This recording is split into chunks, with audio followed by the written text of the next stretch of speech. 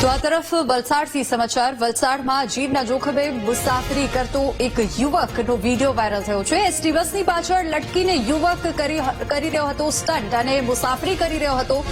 Vapi national highway પર યુવકની જોખમી મુસાફરી વાયરલ થઈ છે. બસ ખાલી હોવા છતાં બસની પાછળ લટક્યો આ યુવક, જેનો વિડીયો હાલ આપ સ્ક્રીન ઉપર જોઈ રહ્યા છો.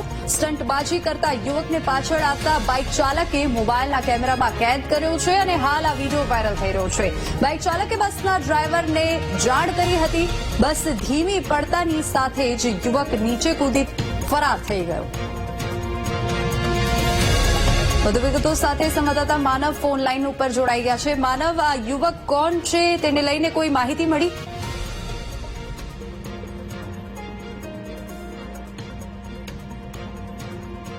જી માનવ, શું આપ સુધી મારો અવાજ આવી રહ્યો છે?